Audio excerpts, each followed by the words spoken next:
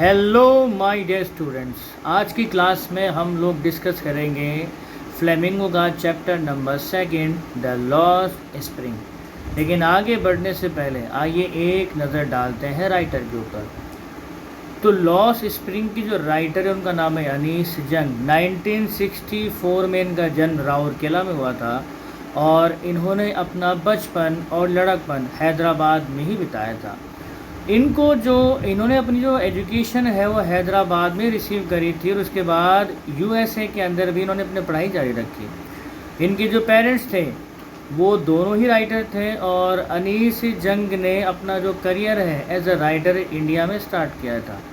तो ये भारत के बहुत बड़े बड़े अखबारों के लिए एडिटर भी रही हैं और कॉलमिस्ट भी रही हैं और इन्होंने काफ़ी किताबें लिखी हैं। तो अभी जो हम डिस्कस करने वाले हैं, पढ़ने वाले हैं चैप्टर जिसका टाइटल है लॉस्ट स्प्रिंग। दरअसल इनकी किताब the stories of stolen childhood यहाँ से लिया गया है और इस कहानी में ये एनालाइज करती हैं कि जो ग्राइंडिंग पॉवर्टी है और जो ट्रेडिशंस है इन बच्चों के जीवन को किस प्रकार से एक्सप्लॉयटेशन की ओर धकेल देते हैं। देखिए, हमारी सबसे पहली कहानी है साहिब आलम की। साहिब आलम एक रैग पिकर है, कचरा बीनता है और जहाँ पर अनीस का घर है इसके ठीक सामने कूड़े के ढेर लगे रहते हैं। तो यूजुअली वहाँ पर हर मॉर्निंग जो है साहिब आलम अपने दोस्तों के साथ कचरा बीनने आता है। तो वहीं पर थोड़ी जान पहचान हुई अनीस जंग की और उसके बाद थोड़ी सी कहानी आगे बढ़ती है। तो चलिए word to word, cut to cut, line to line explain करते हैं इस टेक्स्ट में कौन सी थीम छिपी हुई है। इसमें जो इसका टाइटल है द लॉस्ट स्प्रिंग, ये कितना एप्ट है इसका रिवलेशन हम करेंगे चैप्टर के एंड में और जो भी इसमें वैल्यूज़ है, थीम है, उनका भी रिवलेशन करेंगे। चलिए पहले देख रहे हैं टेक्स्ट के अंदर क्या है। तो एक सुबह अनीस ने साहिब आलम को अपने घर के पास में जो है कचरा बीनते हुए देखा। तो उसने जो है उसको पूछा कि तुम ये काम क्यों करते हो। तो साहिब आलम जिसने अपना घर जो है बहुत पहले ही छोड़ दिया था और उसका घर जो है ढाका के हरे भरे खेतों के बीच में था और अब तो उसके मन में उसके घर की कोई याद तक भी नहीं है। माँ बताती है कि ढाका में बहुत बड़े तूफ़ान आए थे जिसमें उनका घर और खेत दोनों ही बह गए और तब वो रोज़ी रोटी की तलाश में, लुकिंग फॉर गोल्ड, रोज़ी रोटी की तलाश में एक बड़े शहर में आ गए और अब दिल्ली के अंदर रहते हैं। तो अनीस ने जब पूछा कि तुम ये कूड़ा बीनने का काम क्यों करते हो, तो हमारे साहिब आलम ने कहा कि वो कुछ और जानता ही नहीं है और ये बोलने के बाद वो थोड़ा सा बड़बड़ाता है दूसरी तरफ देखते हुए। तो अनीस ने कहा स्कूल क्यों नहीं जाते। हालांकि जब अनीस ने ये बात बोली तो ख़ुद रियलाइज़ किया कि दरअसल उसकी ये सलाह कितनी खोखली है। तो साहिब आलम बोलता है कि मैम मेरे पड़ोस में कोई स्कूल है ही नहीं तो मैं कहाँ से जाऊँ। तो थोड़ा मजाक करते हुए अनीस ने कहा कि अगर मैं स्कूल बनवा दूँ तो क्या आप जाओगे। तो उसने बड़े जोश के साथ कहा मैम अगर आप स्कूल बनवा देंगी तो मैं ज़रूर स्कूल में जाऊँगा। तो कुछ दिनों के बाद जो है साहिब आलम दौड़ता हुआ अनीस के पास आता है और पूछता है मैम क्या आपका स्कूल बन गया है। मैम क्या आपका स्कूल बन गया है। तो उसकी बात सुन करके थोड़ा सा एम्बेरसमेंट फील हुआ अनीस जंग को। वो बोली बेटा स्कूल बनने में टाइम लगता है। तब उसे एहसास हुआ कि उसने जो है उस लड़के से वो वादा कर दिया था जो वादा वो पूरा नहीं कर सकती थी। लेकिन अनीस के द्वारा किया गया जो वादा था वो तो उस बच्चे के ब्लीक वर्ल्ड के कोने कोने में बिखरा पड़ा था। यानी कि अनीस को पहली शख्सियत नहीं थी जिसने साहिब आलम को प्रॉमिस किया था कि मैं स्कूल बनवा दूंगी तो अब आओगे क्या। दरअसल ऐसी बातें बहुत लोग करते आए थे और कोई नई बात नहीं थी। तो ऐसे वादे उस बच्चे के संसार के कोने कोने में बिखरे पड़े थे, शून्य संसार में। तो कई महीनों की जान पहचान जब उस साहिब आलम के साथ में हो गई तो एक दिन अनीस ने नाम पूछा कि तुम्हारा नाम क्या है। तो उस लड़के ने जवाब दिया बड़े प्राउड से कि मेरा नाम साहब साहिब आलम है। तो उसके मुंह से उसका नाम सुन करके अनीस हैरान हो गई, क्या इस लड़के को पता है साहिब आलम का मतलब क्या होता है? साहिब आलम का मतलब होता है द लॉर्ड ऑफ यूनिवर्स, और लॉर्ड ऑफ यूनिवर्स कचरा बीन रहा है। तो अगर उसे अपने नाम का सच में मतलब पता हो तो कभी विश्वास ही नहीं होगा। तो वो तो अपने नाम के मतलब से बेखबर, अनजान, उसका मतलब क्या है नाम का। वो गलियों में भटकता अपने दोस्तों के साथ में, वो दोस्त जो नंगे पैर आते हैं सुबह के पक्षियों की तरह और उस कचरे के ढेर पर मंडराते हैं, और दोपहर होते होते वो गायब हो जाते हैं। तो महीनों की जान पहचान के बाद में अनीस जो है उनमें से हर एक को पहचानने लग गई थी। तो एक बार अनीस ने उनमें से एक बच्चे को पूछा कि तुमने अपनी चप्पल क्यों नहीं पहनी? तो उस बच्चे ने जवाब दिया कि दरअसल मेरी माँ ने शेल्फ से चप्पल उतारी ही नहीं। तो दूसरा बच्चा जवाब देता है कि मैम, अगर इसकी मम्मी चप्पल उतार भी देती तो भी ये उनको नहीं पहनता। और जिस बच्चे ने ये कमेंट ऐड किया उसने जो है 2 अलग अलग रंग के जूते पहने हुए थे जो मैच ही नहीं करते थे। तो when I comment on it he shuffles his feet and से सम नथिंग। तो जब मैंने उससे पूछा कि ये लड़का क्या कह रहा है, तो मेरी इस बात का जवाब उसने दिया नहीं, बस वो अपने पैरों को ज़मीन पर रगड़ने लगा। तभी तीसरा लड़का बोल पड़ा कि मुझे जूते चाहिए। ये वो लड़का था जिसने अपनी लाइफ में कभी भी नए जूतों की जोड़ी देखी ही नहीं थी।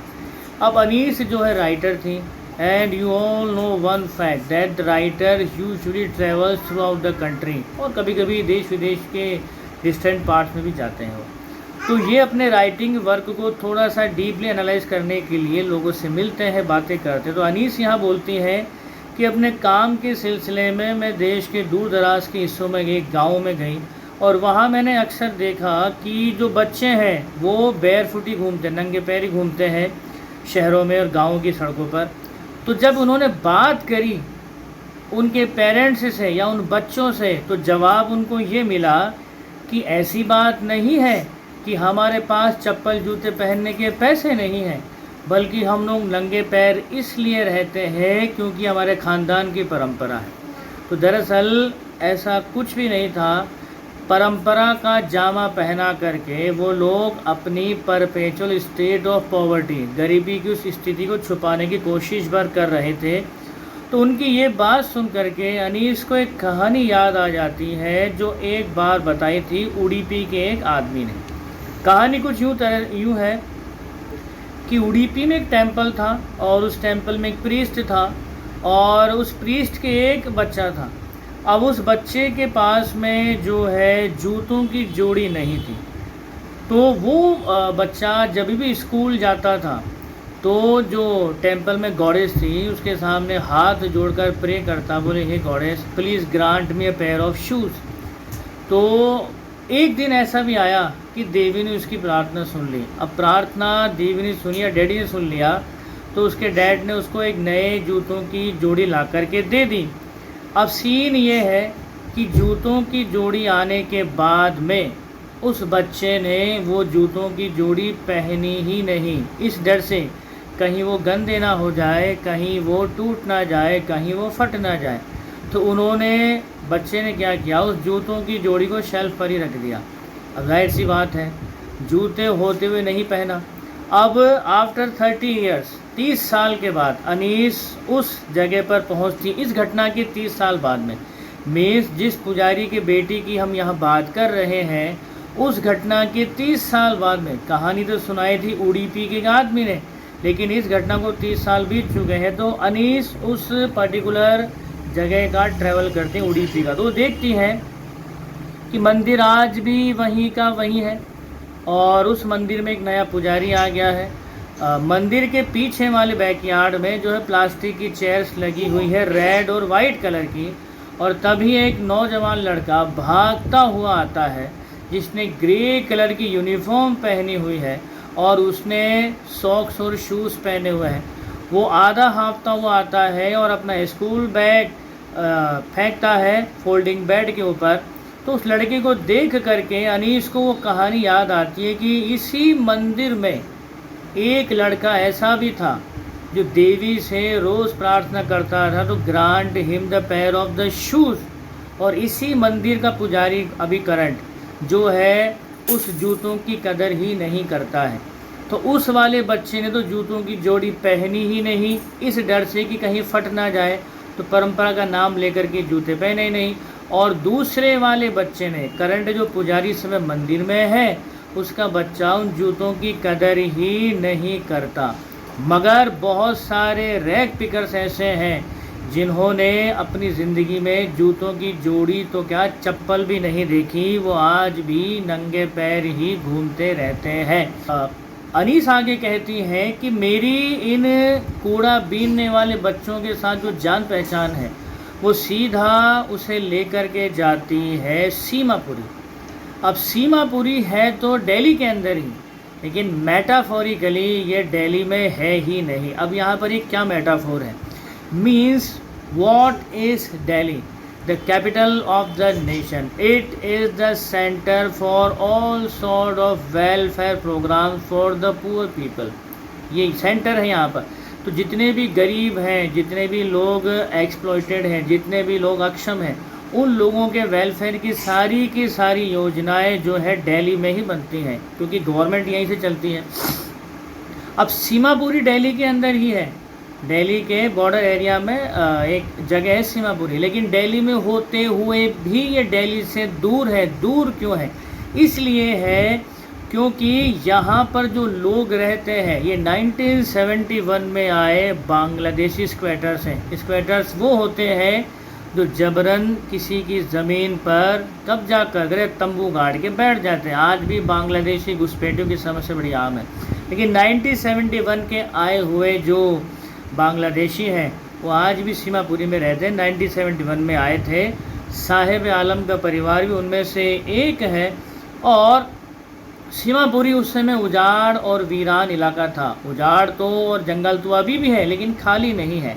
तो इस सीमापुरी इलाके में कुल मिलाकर के 10,000 कूड़ा बीनने वाले परिवार रहते हैं। और इनके घर जो बने हुए हैं वो कच्ची मिट्टी के बने हुए हैं। घर के स्ट्रक्चर्स हैं, स्ट्रक्चर्स ऑफ मड। और इनकी छतें जो है या तो तिरपाल से ढकी हुई है, टीन शेड से ढकी हुई है। और 10,000 परिवार कूड़ा बीनने वाले यहाँ पर रहते हैं।